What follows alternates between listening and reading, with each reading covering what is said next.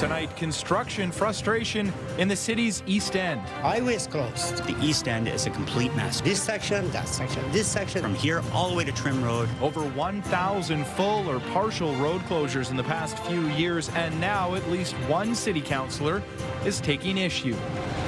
Paying up to keep food on the table. Much rather spend money locally than at a grocery store because it's so expensive there now. A new report highlights grocery prices continue to climb as some shoppers change their habits to keep more money here in the community. And cruising the Canal. We're going through to the sound of laughter and music. We have some bubbles, we have some beach balls. More than 200 kayakers and canoeists take to the historic Rideau Canal for Parks Canada's Lock and Paddle event.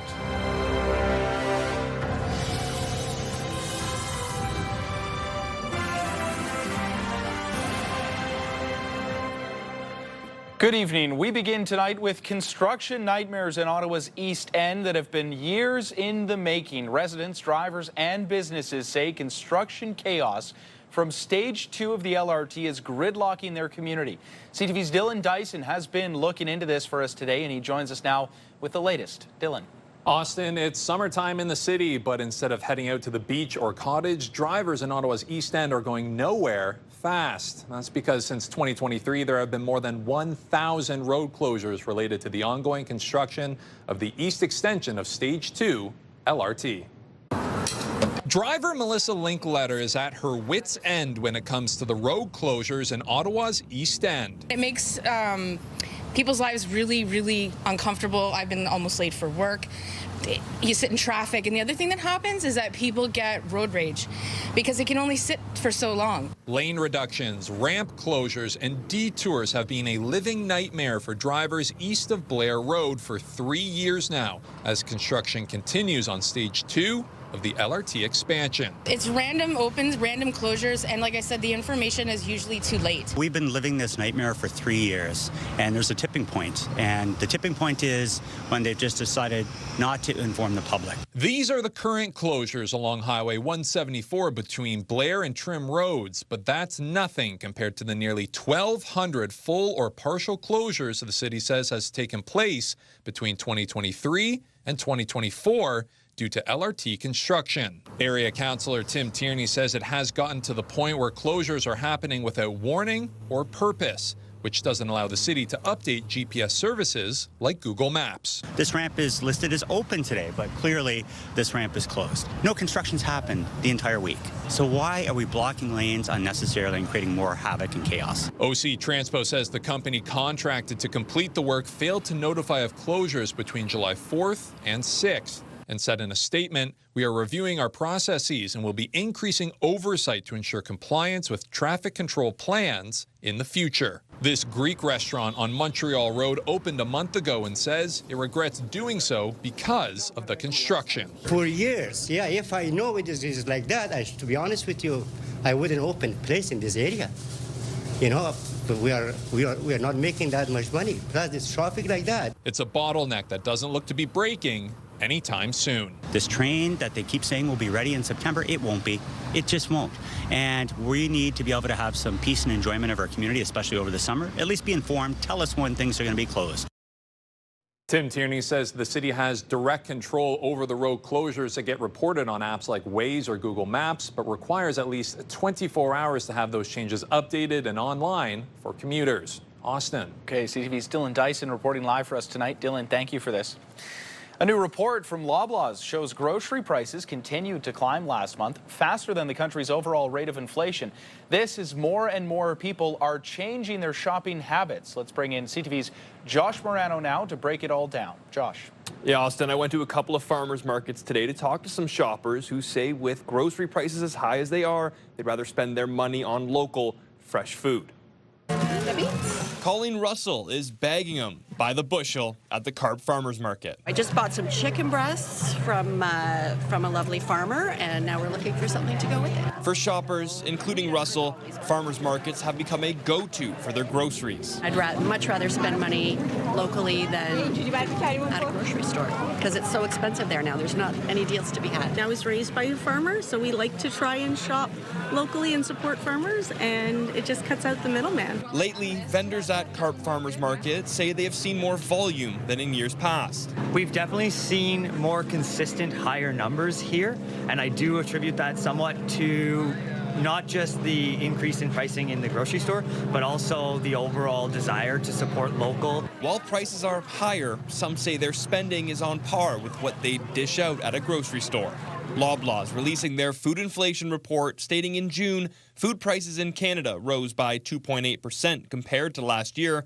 Coffee, cocoa, and beef all saw significant increases, with tariffs a major factor in the rise in price. The dollar is less of a factor. In December, we were expecting food inflation to be anywhere between 3 to 5%. As we are now into July, we are expecting food inflation to end this year at around 3%. But some don't seem to mind. What I want, I take.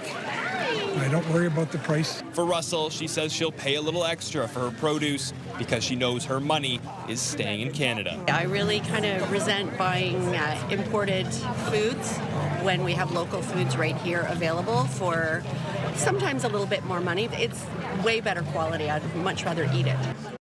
Some good news for grocery store shoppers. The report found produce is actually cheaper than it was last year, especially vegetables, with cucumbers and onions going down in price the most. Austin. And we're certainly lucky to have so many farmers markets here in Ottawa as well. CTV's Josh Morano reporting live for us tonight. Josh, thank you for this. And it was a beautiful day to get outside to experience and take in some of what those markets have to offer. I like to say that we're kind of in the Goldilocks zone for today. It's not too hot, and it's certainly not cold. Sitting at 27 degrees right now. We do, however, have a chance of some showers tonight here in Ottawa. 16 is the low, 17 along the Seaway. So Trenton, Kingston, and Brockville, potential for a thunderstorm in those regions as well, moving its way along the water.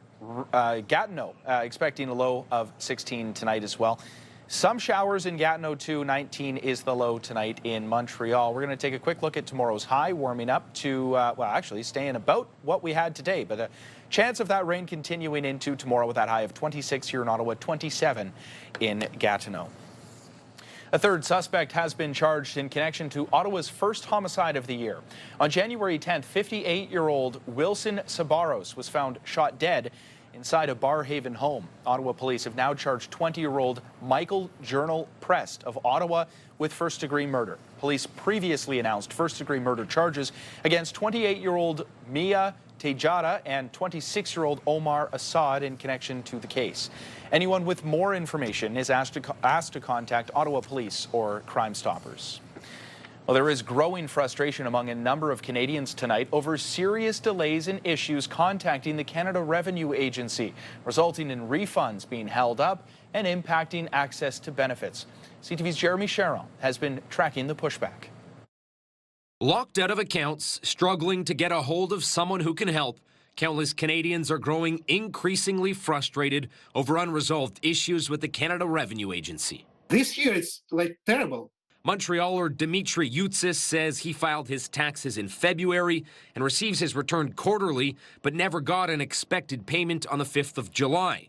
Now he can't access his account or reach an agent on the phone to help him, repeatedly stuck in a loop on the CRA's automated messaging system. This year just no service.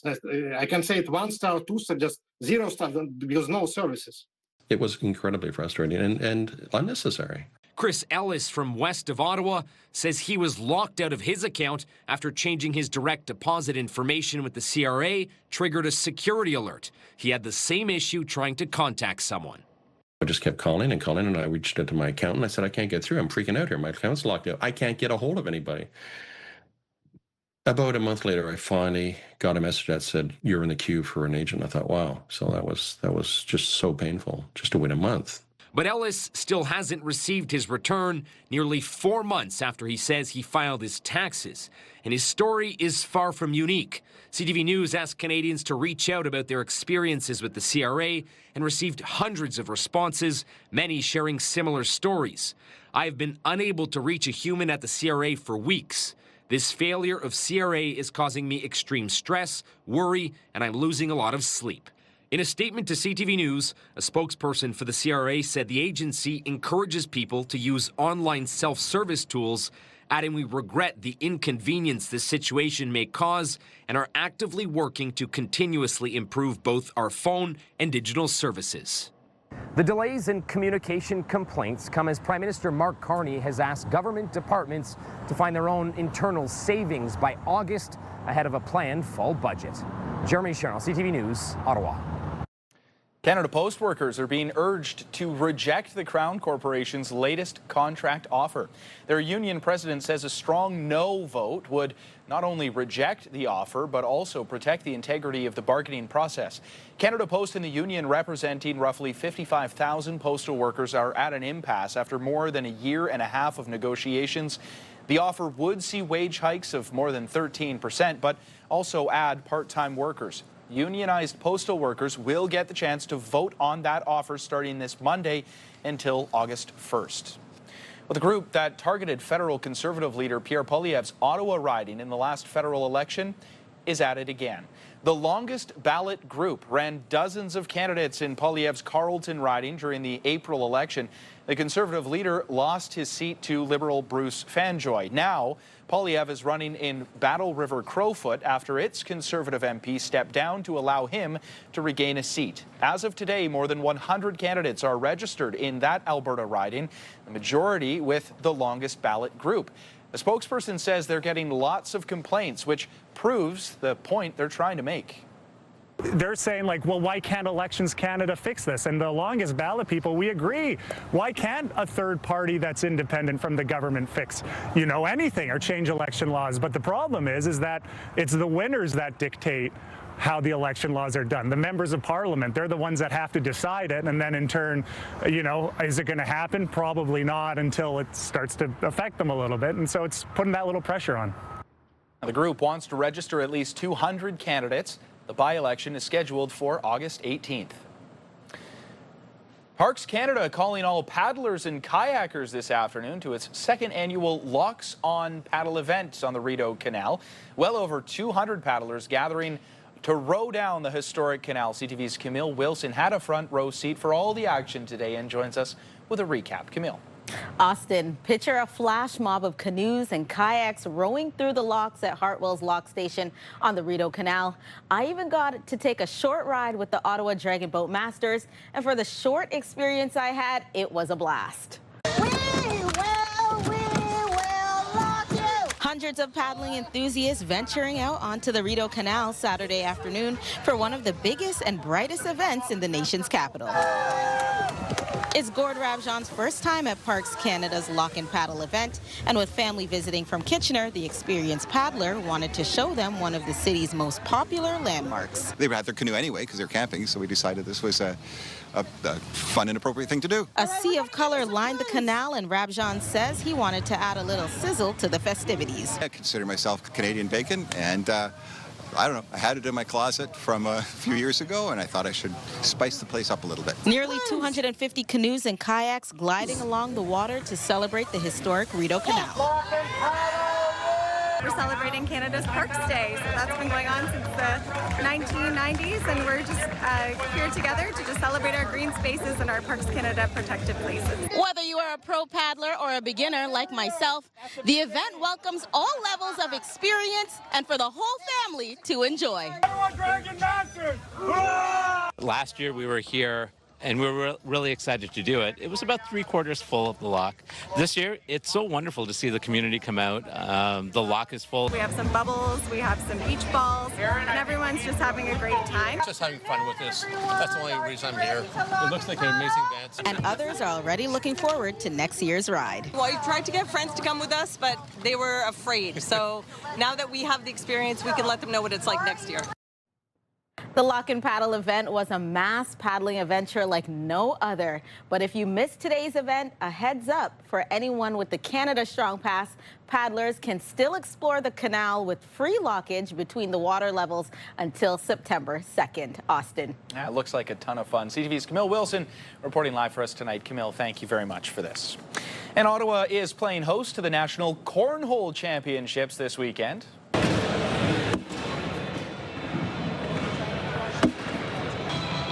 Back-to-back bingos. This is being put on by the Canadian division of the American Cornhole League. More than 1,000 players are taking to the EY Centre over 4 days to battle it out. Cornhole, as you can see there, involves throwing a bag at a wooden inclined board, and there's, of course, a hole in it. It's traditionally an outdoor game, but it's growing in popularity right across Canada competitively.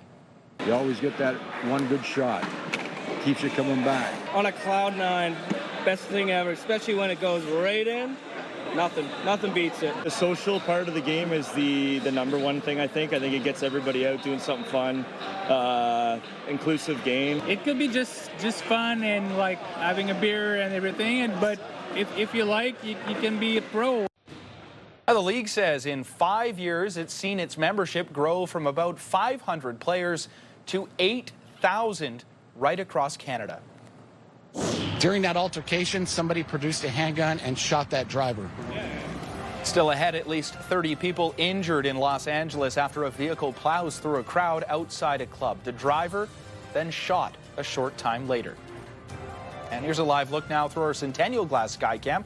It's currently 26 degrees. Get the latest live local breaking news. Sign up now for our morning and evening CTV News Ottawa newsletter. The best local content from CTV News, CTV Morning Live, and News Talk 580 CFRA. Get it all in one place. Sign up now at ctvnewsottawa.ca. The CTV News Ottawa newsletter is brought to you in part by CAA Business.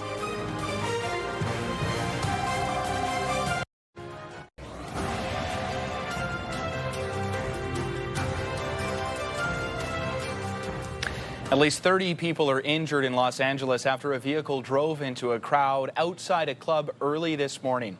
Authorities say the driver who rammed into a crowd in front of a Los Angeles nightclub was then shot. When officers arrived, that driver of the vehicle was being assaulted, physically assaulted by bystanders.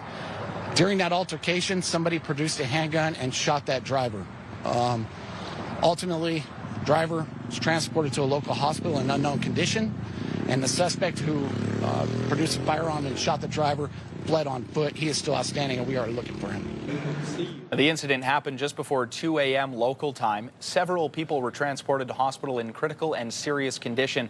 A fire official says the driver destroyed a taco stand outside the venue before plowing through a valet stand and then into a group of people outside the venue. U.S. President Donald Trump is reigniting his call for a release of documents from child sex offender Jeffrey Epstein's trial as he moves ahead with a multi-billion-dollar defamation suit.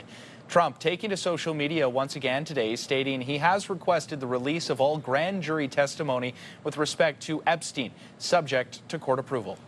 Quite frankly, this was simply a bait and switch by the president. We all know that grand jury testimony is secret and oftentimes stays so. It's highly unlikely the court will actually release this information, which is why Donald Trump actually decided to go this route. He wanted to be able to at least show his base that he's doing something without actually doing something.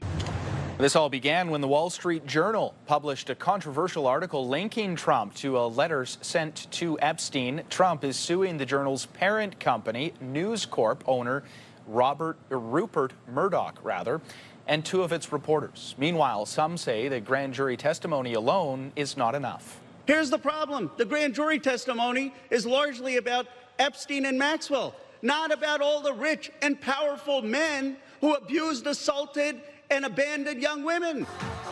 The Trump administration filed a motion yesterday to unseal the grand jury transcript, saying cases against Epstein are a matter of public interest. And a youth football coach in Lethbridge, Alberta, is facing charges after police say he created child pornography using artificial intelligence. The man is now facing multiple child exploitation offenses in a chilling case of a new age of internet crime. CTV's Tim Brooke has more. Alberta's Internet Child Exploitation Unit has charged 38-year-old Justin Tillery with making, distributing, possessing, and accessing child pornography.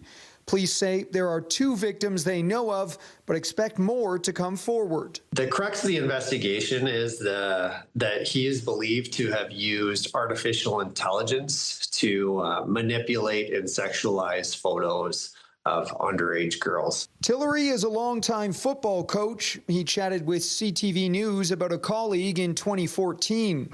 She's always fired up. She's always eager to work. More recently, he acted as a volunteer with Football Alberta's U18 women's team and was a junior girls football coach with the Lethbridge Rams, though he hasn't been with that team this year.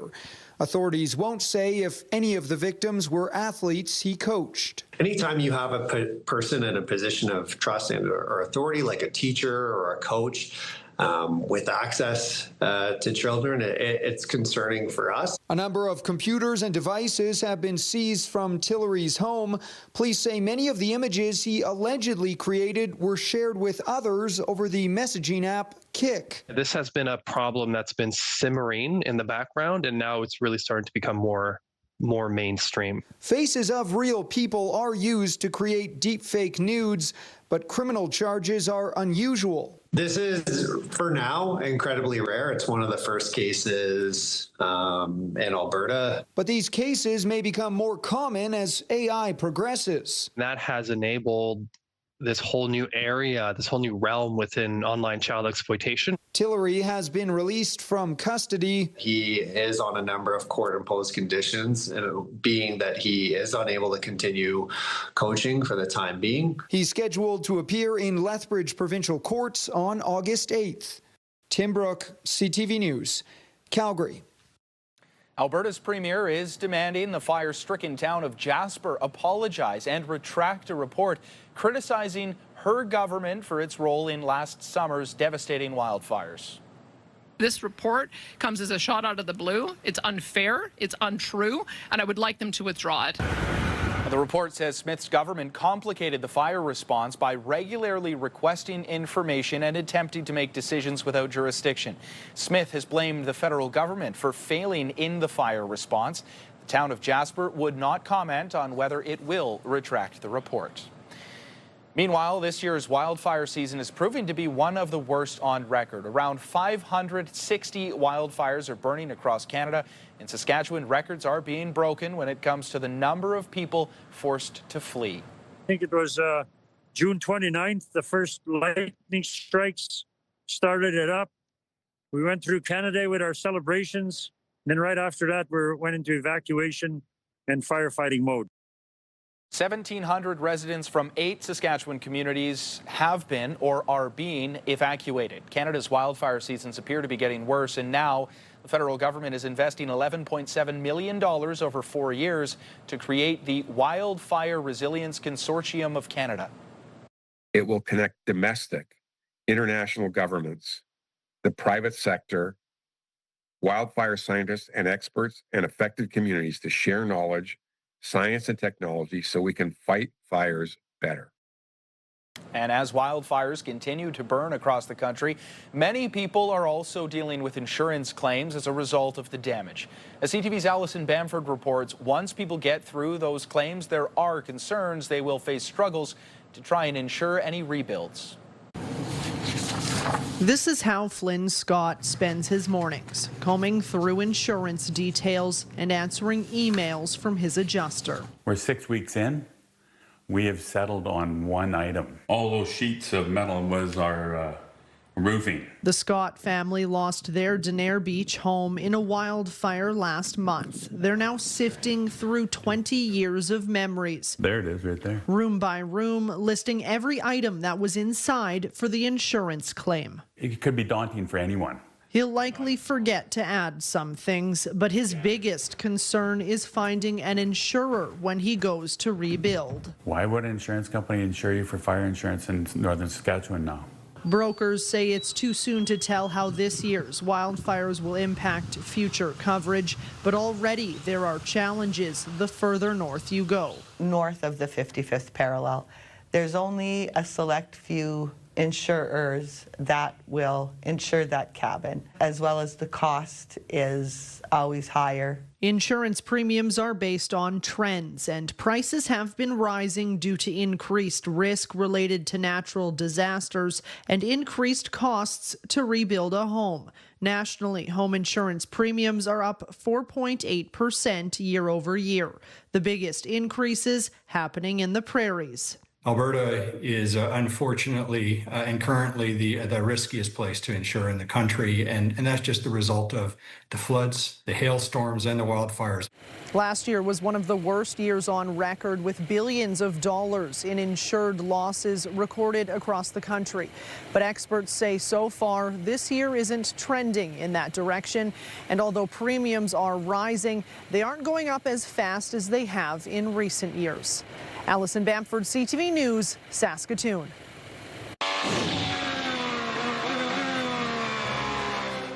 Straight ahead, the Honda Indy race takes over the streets of Toronto as racing fans flock to the city.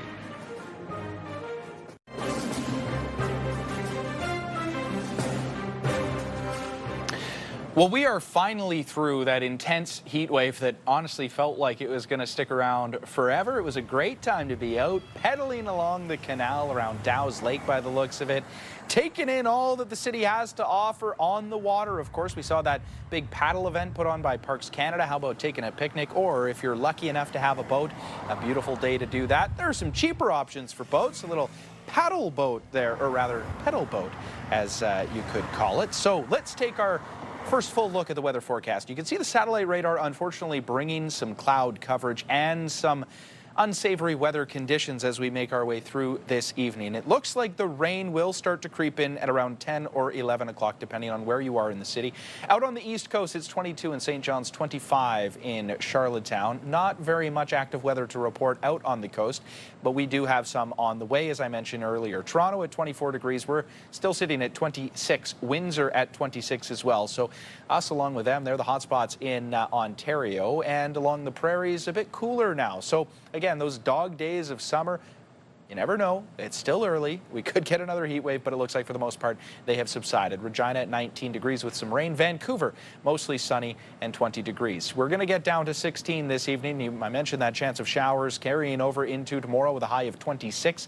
Same goes for the Ottawa Valley, and some mild wind that won't really be too much of a factor. Calm wind across the board, even for the Seaway, getting down to 17 this evening and then warming up to 26 for tomorrow. And a quick look at the 7-day forecast. You can see that, that chance of showers carries over into tomorrow. I mentioned the rain creeping in around 10 or 11 p.m., and it's expected to be about a 30% chance carrying into tomorrow, but a beautiful start to our work week. A high of 22 degrees, then 24 on Tuesday with nothing but sun. That's what we want to see. Not too hot and definitely not cold. Well, the Roar on the Lakeshore makes its return to Toronto this weekend. The Ontario Honda dealers Indy Toronto will see a number of different types of vehicles tear along the track, and it's set to culminate tomorrow with the annual IndyCar race. Easy for me to say. CTV's Sean Leathong has been speaking with participants and with spectators. Roaring from pit lane onto the track, Saturday is a day for Indy cars to show what they can do. Buddy, it's electric. Just like the sound, you can kind of feel like almost the vibration in your chest when they all come flying by. It's insane. Today was qualifying for tomorrow's race, with drivers trying to unleash their best single lap in order to secure the pole position on Sunday. It's thrilling. Very thrilling. The 2.8-kilometer road course stretching through the exhibition and onto Lakeshore Boulevard with speeds that far exceed the usual limit. The Indy cars get up to, at their highest speed, at about 260 kilometers per hour, 160 miles per hour. And with the Roar on the Lakeshore living up to its name, tens of thousands of racing fans are taking in the unique atmosphere. I think you really have to see motor racing live because of the noise and the smell. You just can't capture it on a television screen. But racing here is also a tradition for fans and drivers, like Torontonian Devlin DiFrancesco, who drives for Ray Hall, but he attended his first race here as a fan 13 years ago. This is where I wanted to be since I was a 5-year-old boy, so, not much has changed, really. I've gotten a bit older, I've grown a bit, the cars have gotten a bit quicker, but, not much has changed. And many fans return year after year, like Jordan Childs and his son Jace, who've been coming for 5 years. That's about 5 years in the works right now. I've got a full roster. We're waiting on 3 of the rookies and possibly Dario Franchitti today. Awesome. It just feels like I'm waiting to just get in that car. And going inside the paddock, part of the experience is being up close to the cars. I like that race cars go fast and that they're loud. And that's creating some new fans like Leo Vitorino and his son Gabriel, who are visiting from Brazil and jumped at the chance to see racing up close. It's crazy. It doesn't look real. It doesn't feel real. It's really amazing because we are so close to, to the pilots, and he takes some signs and the cars and the sound. So the atmosphere, it's really amazing. It's crazy. And as the cars came in, it was defending champion Colton Herta who managed to secure the pole, with points leader Alex Palou in second. Sean Leathon, CTV News. Straight ahead, we'll have more on the fight to save Algonquin College's special needs program. We'll be joined by a concerned parent live in studio.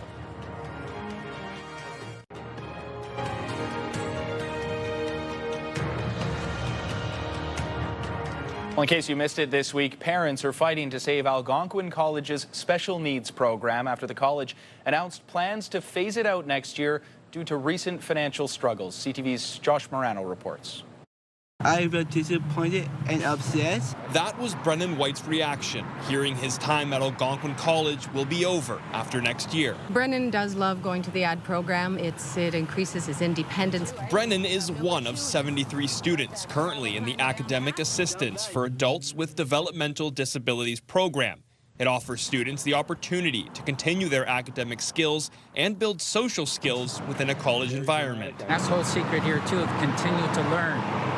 And this program is the only program of its caliber in Ottawa. It gives them important life skills, important job skills, the opportunity to socialize, and now that's being taken away from them because the province isn't properly funding post-secondary education. The college is canceling the program, which was first launched in 1997, as it deals with budget cuts. There is no direct money that comes from the provincial government, from the Ministry of Colleges and Universities, to Algonquin College to subsidize this particular program because it's not considered a diploma program, it's a certificate program. We found out through the media that this program has been canceled. For Eric Burgeon, his daughter Angie just graduated high school and planned on enrolling her in the ad program, but now he says she will stay back at high school while he figures out the next steps. I was actually online looking at St. Lawrence College's CICE program, which is Community Integration through Continuing Education. We would look at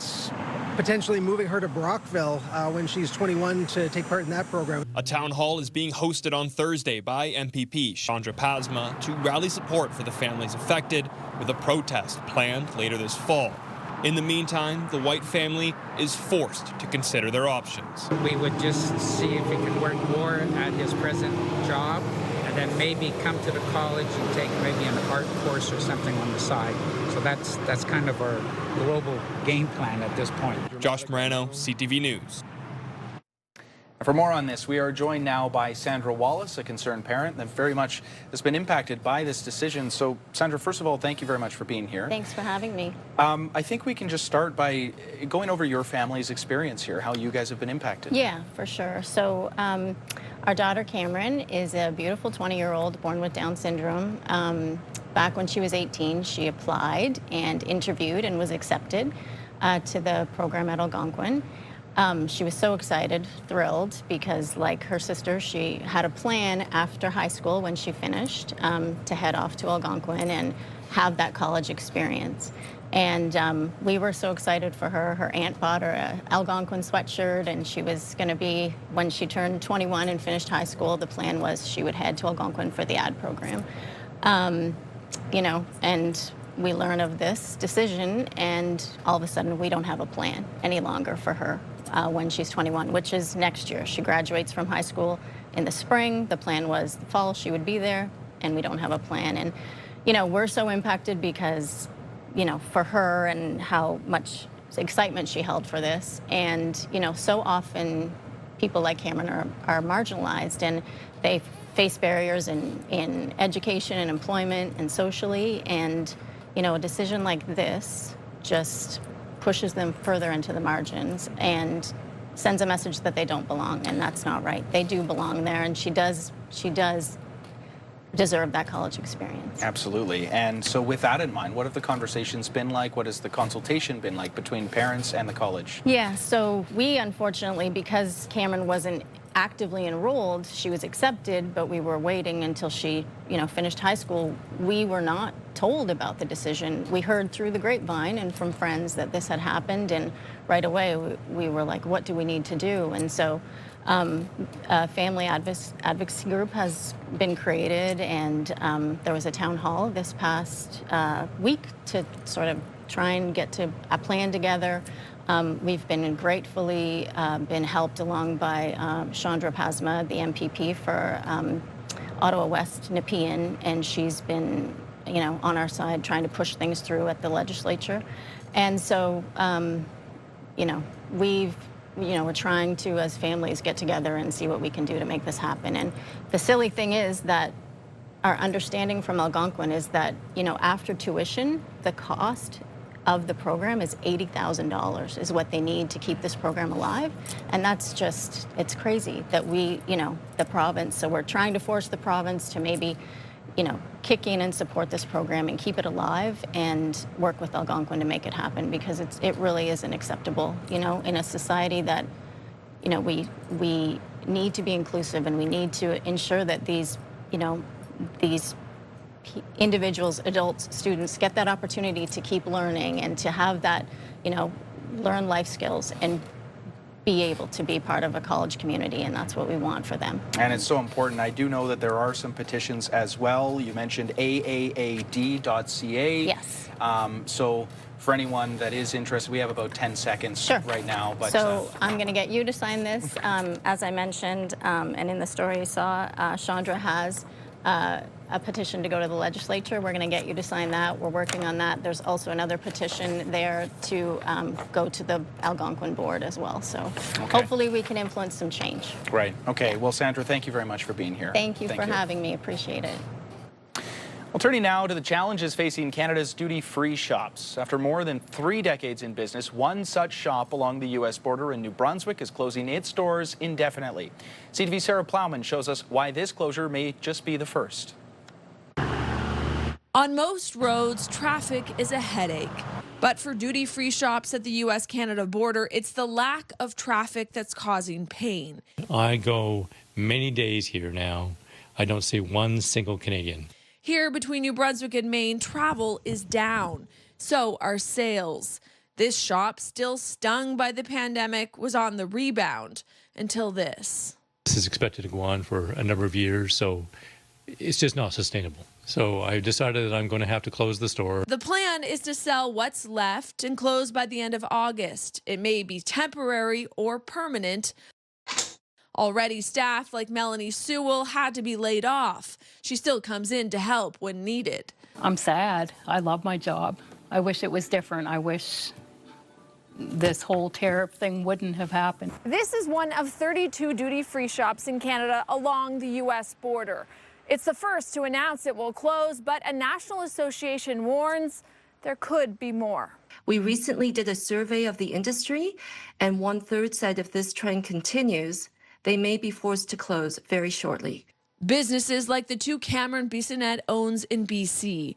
Summer should be the busiest. It isn't, and that's worrisome. I can get through, September, October, but what happens in February? What happens, in those very, very slow winter months? The industry wants more support from Ottawa, arguing government needs to cut red tape as businesses are burdened with layers of rules U.S. duty-free stores don't face. We've seen a lot of nodding heads, but we have seen no action. Ottawa points to what has been done to support businesses hit by U.S. tariffs, like flexibilities to EI programs and liquidity support.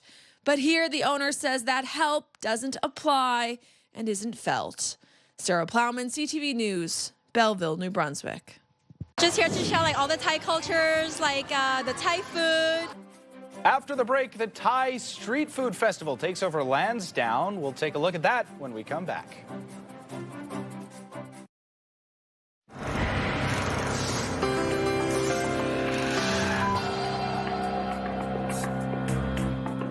And tonight's big picture, a mountain biking challenge took over the streets of Venezuela in a race against gravity.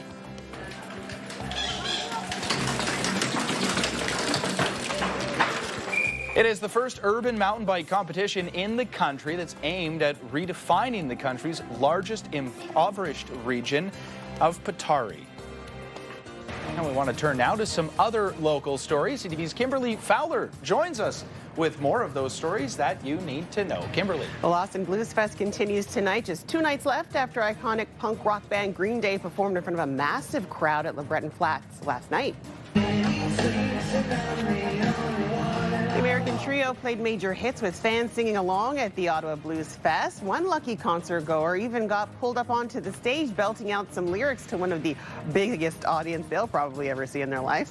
Tonight, Papa Roach is headlining as fans get set for the 8th night of the music festival. Just here to show all the Thai cultures, the Thai food, the dance performance and everything. I also really enjoyed the kiosks that describe the tourism in Thailand. We're planning a trip there sometime in the near future, so it was nice to get some information. The Thai Street Food Festival taking over the Aberdeen Pavilion at Lansdowne Park this afternoon. Now, the busy event featured an array of foods, performances, and an artisan market. It was free and hosted by the Royal Thai Assembly. Ottawa Charge head coach Carla McLeod will officially be inducted into the Alberta Hockey Hall of Fame. Now, the honor comes at tonight's 43rd annual induction gala. Other inductees include Ryan Smith, Joe Nieuwendyk, and Howie Draper. Able to get a corner kick out of this. Yeah, third set piece here for Ottawa, looking for the header. DB Pridham. And in the Northern Super League, DB Pridham does it again. She's the first player to reach 10 goals in the season in the NSL. Ottawa Rapid FC, they're out to an early 2-0 lead, and they actually go on to the 3-0 win on the road against the Calgary Wild. Yeah, and that's DB Pridham. She scored 10 goals. She scored in every game this year except for one, the last game that they played. She's on a roll. I was going to say, and you just keep hearing her name. Absolutely. It's exciting times. Yeah.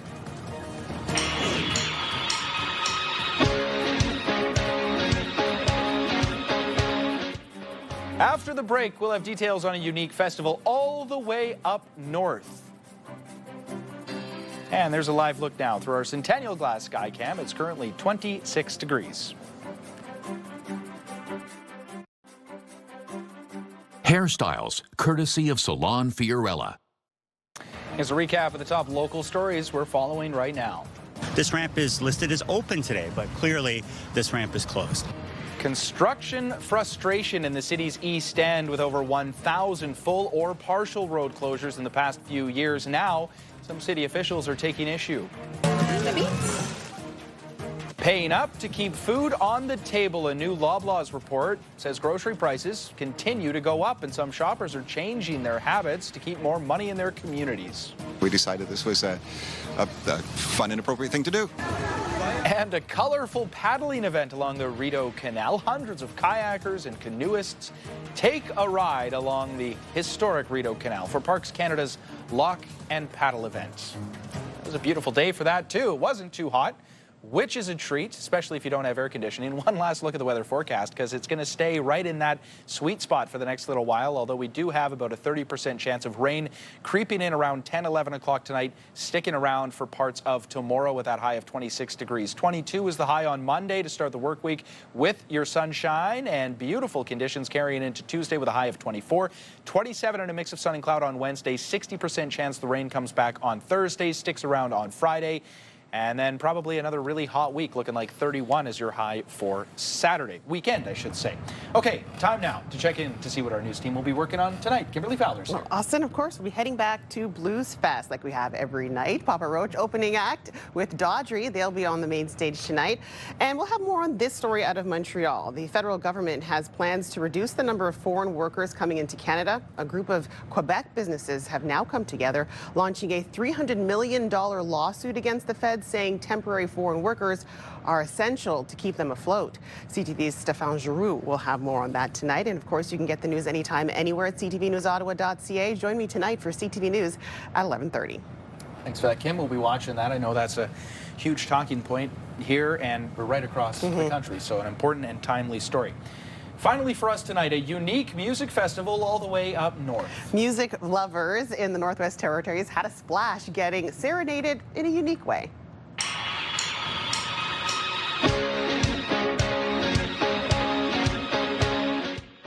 How cool is that, eh? Listeners loaded up their canoes and paddled out onto Yellowknife Bay for Float on the Rocks. Locals organized the annual event, unofficially kicking off the city's music festival, Folk on the Rocks. There was obviously some music, some swimming, and summer fun in Canada's north. And it's such a unique event, and like I say, all paddling today. Yeah, it looks really cool. I'm actually not a paddler, but looking at all these things today makes me kind of want to get out into the water. Yeah, get out there. It's summer. Thanks for watching. Good night.